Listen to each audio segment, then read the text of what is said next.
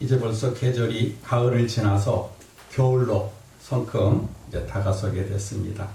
하지만 우리 일상이 예전과 같지 않고 변화가 됐다는 거지요. 그래서 벌써 2년 넘게 우리의 일상이 변화가 되고 또 원치 않는 그런 삶을 우리가 살아가고 있습니다. 이 코로나라고 하는 이 세계적인 전염병 때문에 많은 사람들이 고통을 받고 있고 또 우리의 삶이 원치 않는 방향으로 움직여가고 있습니다. 누구도 예상하지 못한 그런 당황스러운 문제가 되지요. 이 코로나 때에 두 가지 현상이 벌어지고 있는데 첫째가 뭐냐면 사람과의 관계가 멀어졌다는 거예요. 예전에는 사람과 만남이 우리에게는 중요한 일상이었다면 이제는 사람 만나는 것을 두려워하고 있어요. 누가 감염이 됐는지 모르기 때문에 가급적이면 사람 만나는 일을 우리가 좀 기피하고 멀리하는 그런 현상이 두드러지게 나타나고 있습니다. 두 번째는 이제 대면이라고 하는 사회에서 비대면이라고 하는 사회로 급속하게 전환이 되었어요. 특별히 교회도 마찬가지죠. 현장 예배 또 교회에 나와서 예배를 드렸던 그런 모습에서 이제는 비대면, 온라인이나 줌이나 메타버스를 이용해서 예배를 드리는 추세가 점점 더 많아지고 있습니다. 이유는 간단하지요. 사람들이 교회 나오는 것을 꺼려하고 또 서로 만나는 것을 부담스러워하기 때문에 교회도 이제 비대면으로 변화가 되고 있다는 것입니다. 안타까운 것은 코로나가 끝나도 이렇게 사람 간의 만남이라든지 또 비대면의 사회는 계속해서 이어질 것이라고 하는 것입니다. 이제 사람들이 익숙해졌어요. 처음에는 불편하고 처음에는 이상했는데 이것이 이제 2년 정도 되다 보니까 일상화 되었다라고 하는 것이죠. 제가 조금 몇 년 전에 베트남 쌀국수를 먹으려고 이제 그 쌀국수 집에 찾아간 적이 있습니다.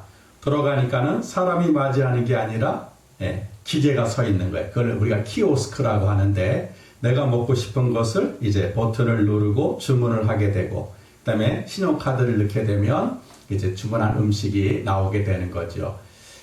사업자 입장에서는 종업원을 줄이는 그런 이득이 있기 때문에 이제 모든 매장들마다 키오스크가 장착이 되어 있습니다.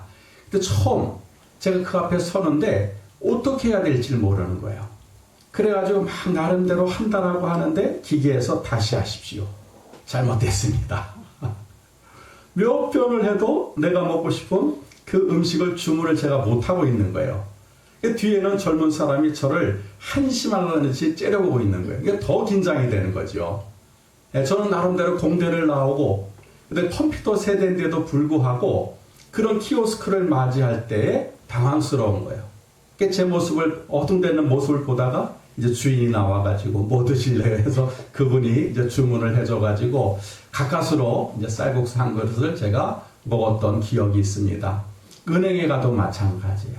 이제 은행에 사람이 별로 없고 전부 다 기계로 해요. 키오스크로 해야 돼요. 그러니 어디다가 이체하는 거, 또 돈을 적금하는 거, 돈을 파는 것도 전부 다 기계의 도움에 의해서 해야 되는데 모르겠더라고요. 그러니까 젊은 사람들한테는 익숙한 사회가 되고 익숙한 그런 시대가 된지 몰라도 저처럼 나이가 좀 든 세대는 이제 불편한 시대가 됐어요. 어딜 가도 두려운 거예요. 야, 이거 어떻게 해야 되지? 왜? 처음 맞이하는 기계 앞에서 어떻게 작동을 해야 될지 모르니까 우리는 불편한 시대고 젊은 사람은 편한 그런 시대가 되어져 가고 있습니다. 그러니까 지금 사회가 보게 되면 혼란스러워요. 누구에게는 좋은 시대지만 누구에게는 불편한 시대가 점점 더 확장되어져 가고 있다는 것입니다.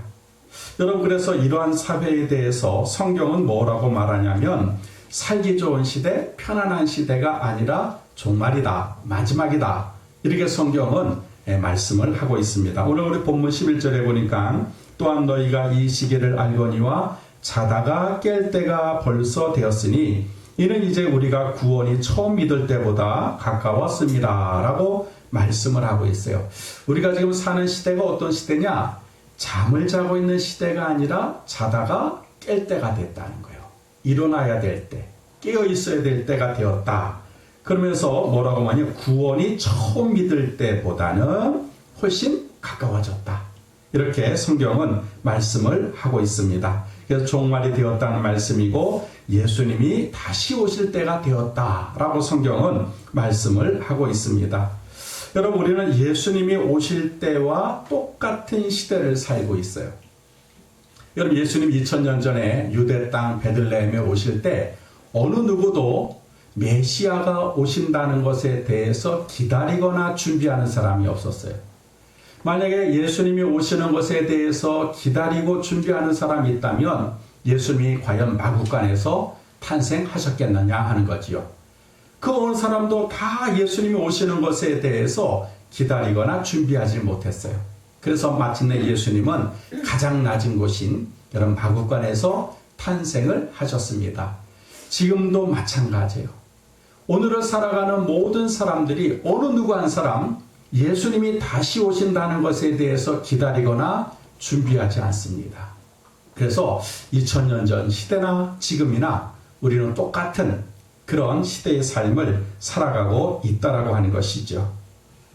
여러분, 중요한 사실은 예수님이 다시 오신다는 것에 대해서 그때도 예수님이 오신다는 것을 믿지 못한 사람들이 많았다면 오늘날에도 많은 사람들이 예수님이 다시 오신다는 것에 대해서 믿음을 가지고 있는 사람이 별로 없다는 것입니다. 그래서 예수님이 뭐라고 말씀하셨냐면 우리가 사는 이 시대가 노아의 때와 같다는 거예요. 성경에 보니까 그날과 그때는 아무도 모르나니 하늘의 천사들도 아들도 모르고 오직 아버지만 아시느니라. 노아의 때와 같이 인자의 임함도 그러하리라. 홍수전에 노아가 방주에 들어가던 날까지 사람들이 먹고 마시고 장가들고 시집가고 있으면서 홍수가 나서 너희를 다 멸하기까지 깨닫지 못하였으니 인자의 임함도 이와 같으리라 라고 마태복음 24장에 말씀을 하고 있어요. 지금 사람들의 관심이 어디에 있느냐? 먹고 마시고 결혼하고 집을 짓는 것. 거기에만 관심이 있다는 거예요. 그 당시에도 예수님이 오신다는 것에 관심이 없었고 오늘날에도 예수님이 다시 오신다는 것에 대해서 관심이 없는 그런 시대를 예수님은 말씀을 하고 있습니다.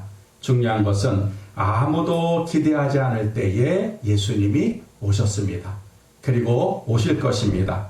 그래서 여러분, 우리가 오늘 이 성탄절을 앞에 두고 오늘 말씀을 통하여서 좀 다시 오실 예수님에 대한 그런 포커스를 가지고 말씀을 나누려고 합니다.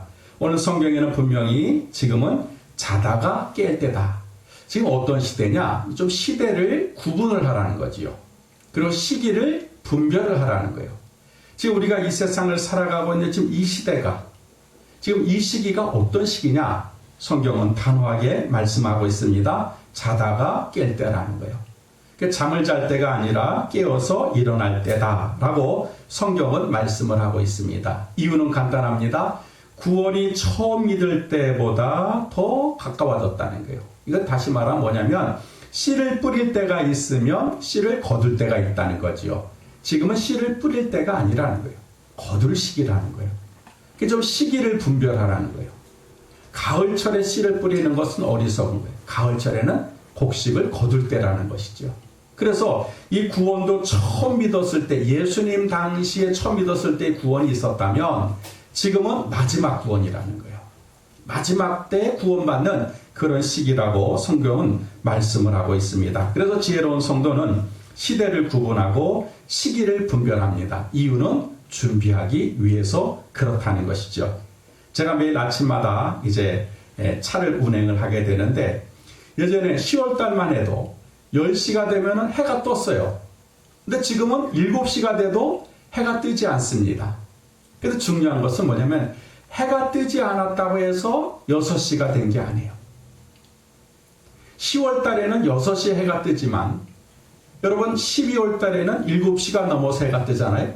근데 해가 안 떴다고 우리는 아직도 깰 때가 아니구나, 일할 때가 아니구나, 움직일 때가 아니구나, 그렇게 생각한다는 거예요. 근데 그렇지 않잖아요. 이미 벌써 시간은 우리가 활동할 시기가 됐다는 거예요. 근데 많은 사람들이 해가 안 뜨니까 아직도 어두우니까 아직도 좀 더 자도 되겠구나 이렇게 생각을 한다는 것이죠. 그래서 여러분 우리는 좀 시기를 분별할 필요가 있습니다. 지금 세상이 너무 갑자기 변하기 때문에 사람들이 시기를 분별하려고 하질 않아요. 여러분 요즘에는 100세의 시대지 않습니까? 건강관리만 잘하면 장수할 수 있는 그런 시대가 우리 앞에 열려 있습니다.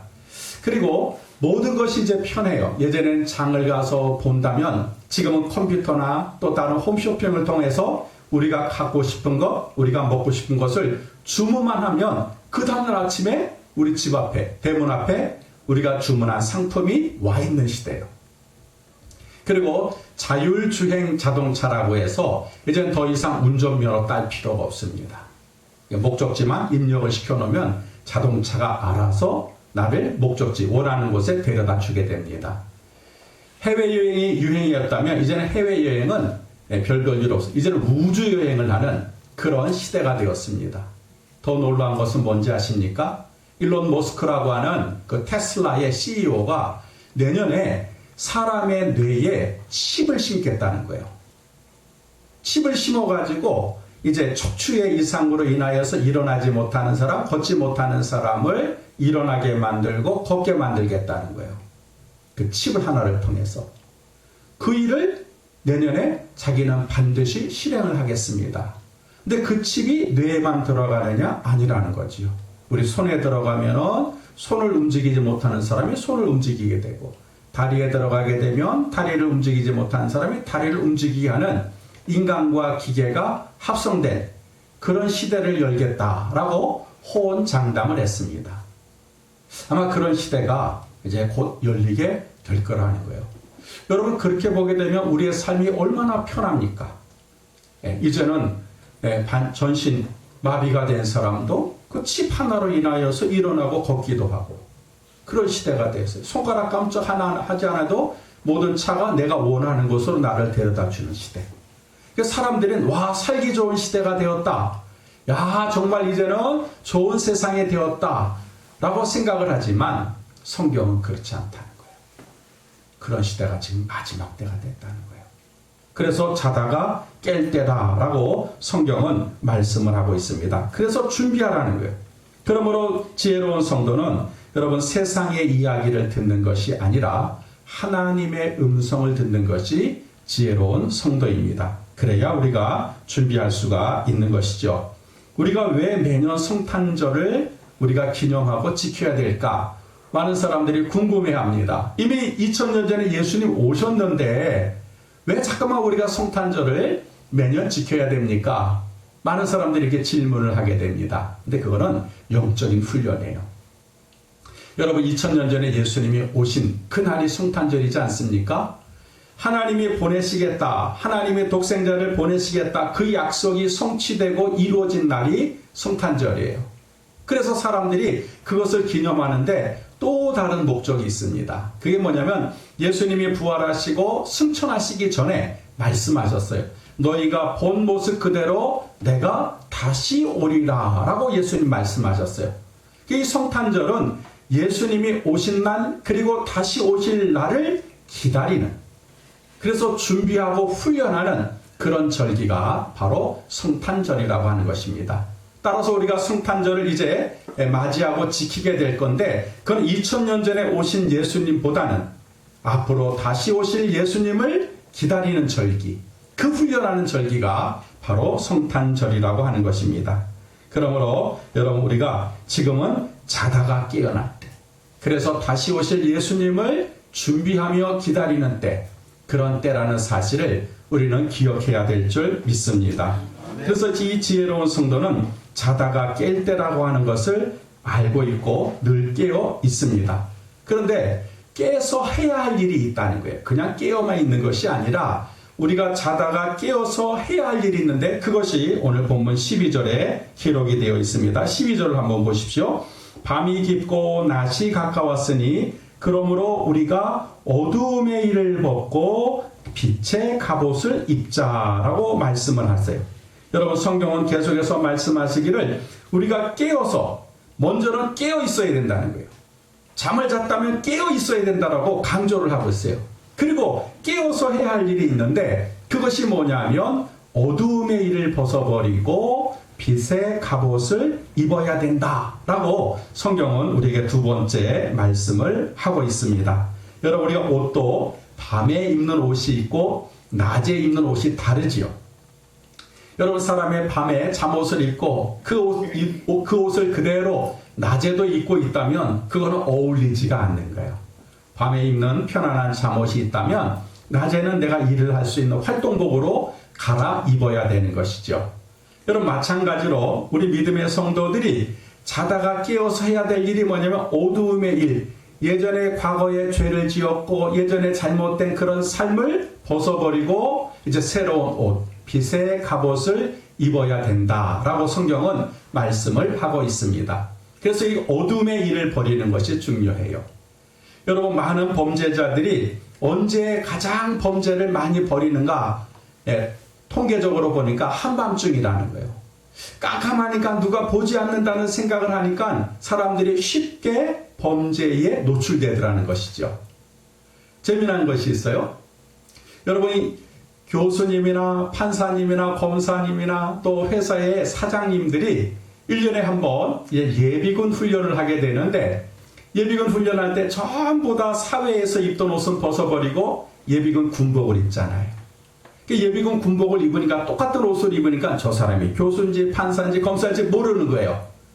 그런데 그 예비군들이 모여가지고 이제 동원훈련을 하고 합숙훈련을 할 때 제일 욕을 많이 하는 사람, 제일 많이 싸우는 사람, 아무데나 오줌을 누는 사람이 누군가 봤더니 거의 상류층에 있는 사람들.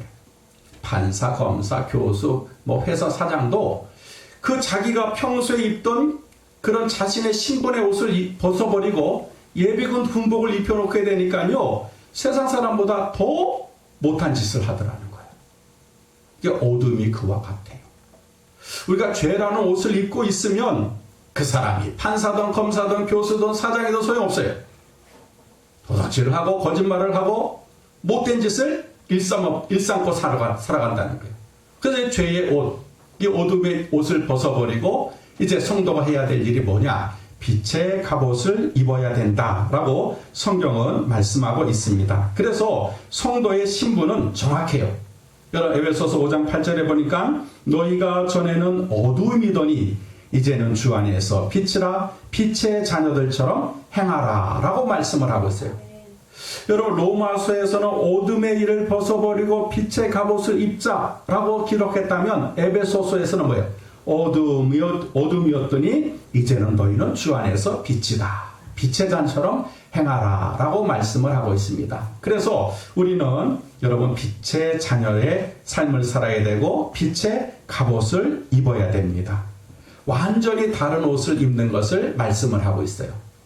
우리가 하나님의 자녀고 다시 오실 예수님을 기다리는 그런 성도라면 이제는 빛의 갑옷을 입자는 거예요. 이 갑옷이라고 하는 것은 전쟁 용어잖아요. 그죠? 우리가 전쟁을 할 때 칼이나 창, 화살을 막는 역할이 갑옷이잖아요. 그걸 입어야 전쟁에 나가서 다치지 않고 승리할 수가 있습니다. 그런데 이 빛의 갑옷을 에베소서 6장 11절에 가보게 되면 다른 걸로 표현해요. 하나님의 전신 갑주라고 표현을 해요. 그러니까 로마서에서는 그저 빛의 갑옷 이렇게 얘기를 했다면 좀 더 구체적으로 에베소서에서는 빛의 갑옷이다. 평안의 신발, 진리의 허리띠, 의의 흉배 하면서 세목세목하게 우리가 갖춰야 될 그런 방어 무기를 설명을 하고 있습니다. 그래서 갑옷이든 또 전신갑주든 우리의 몸을 보호하는 장치, 그것을 성경은 말씀하고 있는데 그걸 입으라는 거예요. 자다가 깨서 그냥 아무렇게 있는 것이 아니라 갑옷을 입고 전신갑주를 취하라는 것. 이유는 마귀의 공격을 피하고 마귀의 공격을 막기 위해서는 그 전신갑주를 입어야 된다라고 성경은 말씀을 하고 있습니다. 그래서 여러분 마지막 때가 되면 우리 성도들을 넘어뜨리기 위해서 여러분 원수 마귀는 여러분 사자, 우는 사자와 같이 두루 찾아다닌다 했어요. 베드로 후서를 보게 되니까. 그래서 성경은 대적하라 했어요. 대적하라고 하는 말이에요. 전신갑주를 입고 빛의 갑옷을 입어야 여러분 싸울 수 있지 않겠습니까? 이 마지막 때면은요, 여러분 그 사방으로 원수마귀가 공격을 하게 됩니다. 요즘에 코로나로 인하여서 한국 교회가 한 5만 개 정도 되는데 14,000개의 교회가 문을 닫았다는 거예요. 그런데 심각한 것은 이게 마지막이 아니라 시작이라는 겁니다. 얼마나 더 많은 교회가 문을 닫게 될지는 아무도 예측을 하지 못한다는 거예요. 그리고 또 설문조사를 했는데 기독교인 10명 중에 이번 코로나를 통해서 2명이 종교를 바꾸거나 아니면 교회를 안 나간다는 거예요. 그러니까 이 기독교는 심각한 지금 위기에 놓여 있습니다. 이렇게 교회를 흔들고 성도를 흔드는 거예요. 그런데 넘어지는 자가 누구냐?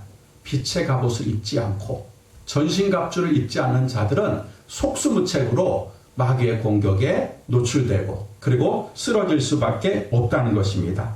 그래서 여러분 우리는 뭐냐면은 전신갑주를 입어야 된다는 거예요. 그래야 끝까지 주님 오실 그날 우리는 믿음을 지킬 수가 있다는 것입니다. 누가복음 18장에 예수님 말씀하지 않으셨습니까? 인자가 올 때에 세상에서 믿음을 보겠느냐. 다시 말하면 예수님 다시 오실 때 끝까지 믿음을 지키고 있는 자가 과연 몇 명이 되겠느냐 이거예요. 그런데 빛의 갑옷을 입고 전신갑주를 입은 자는 끝까지 견디더라는 거예요. 끝까지 주님을 기다리더라는 거예요. 그래서 왜 우리가 자다가 깨어서 빛의 갑옷을 입어야 되느냐? 다시 오실 예수님을 맞이하기 위해서 우리는 누구나 다 빛의 갑옷, 하나님의 전신갑주를 입어야 된다라고 성경은 우리에게 말씀하고 있습니다. 그러므로 이 성탄절을 앞에 두고 우리는 다시 한번 내가 지금 빛의 갑옷을 입고 있는가 한번 점검해 볼 필요가 있다는 것이죠. 그런데 이 빛의 갑옷에 대해서 성경은 더 구체적으로 설명을 합니다. 14절에 보세요. 그 빛의 갑옷이 뭐냐? 14절에 보니까 오직 주 예수 그리스도로 옷을 입고 정욕을 위하여 육신의 일을 도모하지 말라라고 말씀을 하고 있어요. 그러니까 빛의 갑옷이 뭐예요? 예수 그리스도로 옷을 입는 것을 말하는 거예요. 더 쉽게 말하면 예수님의 성품을 본받는 것, 그리고 예수님처럼 살아가는 것, 그것이 여러분 빛의 갑옷이다 라고 성경은 말씀을 하고 있습니다. 그리스도로 옷을 입는 사람을 우리는 크리스천이라고 해요. 그러니까 아무나 기독교인, 그리스도인, 크리스천이라고 그런 것이 아니라 예수 그리스도로 옷을 입는 사람을 크리스천이라는 거예요. 그러니까 여러분 디모데 후서에 보니까 경건의 모양만 있고 경건의 능력이 없는 자는 아니라는 거예요. 가짜라는 거예요. 그러니까 내가 예수 믿습니다. 예수 믿습니다. 말만 하고 예수 그리스도로 빛의 갑옷을 입지 않는 사람은 진짜 기독교인이 아니라는 거지요. 그러니까 기독교인이라면 당연하게 뭐예요? 예수 그리스도로 빛의 갑옷을 입는 사람, 그 사람이 크리스천이다 라고 성경은 설명을 하고 있습니다. 그런데 오늘 성경에 그리스도로 옷을 입으려면 다시 오실 예수 그리스도를 위해서 단장한 신부가 되어야 된다는 거예요. 여기 13절에 기록이 되어 있어요. 13절에 보니까 낮에와 같이 단정히 행하고 방탕과 술 취하지 말며 음란과 호색하지 말며 쟁투와 시기하지 말라라고 기록이 돼요. 여기서 단장하다 그랬잖아요. 이게 요한계시록에 보게 되면 우리 성도가 어떤 신분이냐? 예수님 다시 오실 때 단장한 신부가 됐다는 거예요. 이 단어가 같아요. 예. 그러니까 지금 로마서에 있는 단정이라고 하는 말과 요한계시록에 있는 단장한이라고 하는 그 어원이 똑같아요. 그래서 여러분 우리가 혼인식 때 여러분 신부가 입는 옷을 드레스라 그러지 않아요? 근데 그 드레스는 그날 그 결혼식에 신부만을 위한 옷이에요. 아무나 입는 게 아니란 말이죠. 그 신부가 그 드레스를 입을 때 세탁도 하지 않고 얼룩이 지고 지저분하고 여러분 그 옷을 입고 여러분 결혼식장에 들어가는 신부가 어디가 있겠습니까? 없잖아요. 그 드레스를 깨끗하게 세탁을 하고 구김살 없게 잘 펴가지고 그 하루 신랑을 위해서 최고의 예쁜 신부로서 드레스를 입잖아요. 그게 단장하다는 거죠. 근데 요즘에 보니까 드레스가 미니스커트도 있고 말이죠. 가슴이 푹 파인 것도 있고 말이죠. 그러더라고요. 근데 이제 전통적인 드레스를 보면 그렇지 않아요. 그 신부를 이 세상에서 최고의 아름다운 그런 신부로 단장시켜주는 게 드레스더라고요, 보니까. 근데 우리도 다시 오실 예수님을 맞이하기 위해서는 그렇게 단장한 옷을 입어야 된다는 거예요. 단정히 행하고 그랬잖아요. 여러분, 그래서 이 단장한 신부는 오늘 성경에 보게 되니까 뭐라고 말하냐면 방탕하지 않고 술에 취하지 않고 음란하지 않고 호색하지 않고 쟁투 싸우지 않고 시기하지 않습니다. 이렇게 기록이 되어 있어요. 그래서 우리가 예수님을 맞이하기 위해서, 재림하신 예수님을 맞이하기 위해서는 어떤 삶? 끝까지 자기 자신을 지키는 삶을 살라는 거예요. 세상에 대해서 깨끗한 삶을 살라는 거예요. 그래야 예수님 다시 오실 때 단장한 신부가 되어서 예수님을 맞이할 수 있습니다. 라고 성경은 말씀하고 있습니다.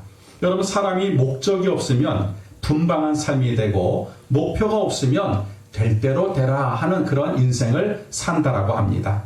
이 잠언서 29장 18절에 보니까 묵시가 없으면 백성이 방자히 행하거니와 율법을 지키는 자는 복이 있느니라 라고 말씀하셨어요. 이걸 좀 더 쉽게 풀어보면 목적이 없는 인생은 사람을 망하게 합니다. 이 뜻이에요.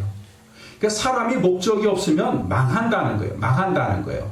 그런데 하나님 말씀을 붙잡게 되면 하나님이 그 사람에게 복을 주십니다. 이렇게 기록을 하고 있습니다. 여러분, 우리 믿음의 성도들이 가지고 있는 목표가 정확해야 된다는 거예요. 그 목표가 뭐예요? 예수님 다시 오신다는 거예요. 그 목표가 없으면 사람이 방자히 행한다는 거예요. 될 대로 되라. 자유분방하게 내 마음대로. 그게 방탕한 삶이라는 거예요. 하나님이 어딨어? 뭐 예수님이 언제 오신대? 이거 모르잖아. 그냥 내 마음대로 내가 원하는 대로 인생을 살자. 그럼 망한다는 거예요. 왜? 주님이 언제 오실지 모르잖아요. 그래서 단정히 행하라 라고 성경은 말씀을 하고 있습니다. 자기를 절제하고 단정히 행동해야 된다는 거예요. 그래서 우리의 비전은 뭐냐? 목표는 뭐냐? 목적은 뭐냐? 재림하시는 예수 그리스도를 기다리는 것입니다. 그래야 우리가 방탕하지 않고 술 취하지 않고 음란과 호색과 쟁투와 시기를 멀리할 수 있다는 것입니다. 이것이 신랑을 맞이하기 위해서 우리가 단장하는 것. 여러분, 신랑은 자기를 위해서 단장한 신부를 기뻐합니다. 그리고 그 신부를 맞이하게 된다는 것입니다. 그래서 오늘 성경에 보니까 빛의 갑옷인 예수 그리스도로 옷을 입는데 단장하라는 거예요. 무장하라는 것입니다. 그렇게 하면 우리 예수님 다시 오실 때 여러분, 우리는 기쁨으로 주님을 맞이할 수 있다라고 하는 것입니다. 사랑하는 성도 여러분, 매년 우리는 성탄절을 기다리고 맞이합니다. 이 땅에 오신 예수님을 기념하고 다시 오실 예수 그리스도를 기다리는 것입니다. 올해도 이제 성탄절이 우리 앞에 성큼 다가왔습니다. 여러분, 성탄절을 맞이하며 우리가 해야 할 것이 오늘 성경에 말씀하고 있습니다. 시기를 분별하는 거예요. 지금 자다가 깰 때라는 거예요. 잠을 잘 때가 아니라는 거지요. 그리고 빛의 갑옷을 입는데 단정하게 빛의 갑옷을 입으라 라고 성경은 우리에게 말씀하고 있습니다. 그렇게 할 때 우리는 다시 오실 예수 그리스도를 마구간에서 맞이하는 것이 아니라 여러분, 기쁜 마음으로 여러분 모든 사람들이 보는 앞에서 우리는 주님을 맞이하게 될 줄 믿습니다. 이렇게 주님을 맞이할 수 있는 준비된 우리 지혜로운 우리 성도들이 되셨으면 좋겠습니다. 그래서 성탄절을 우리가 기다릴 때 이런 자세로 기다리게 되면, 매년 이런 자세로 기다리게 되면 언젠지는 모르지만 우리 주님 오실 때 우리가 다 주님 앞에 서게 될 것이고 주님을 기쁨으로 맞이하게 될 줄 믿습니다. 기도하겠습니다. 하나님, 이제 성탄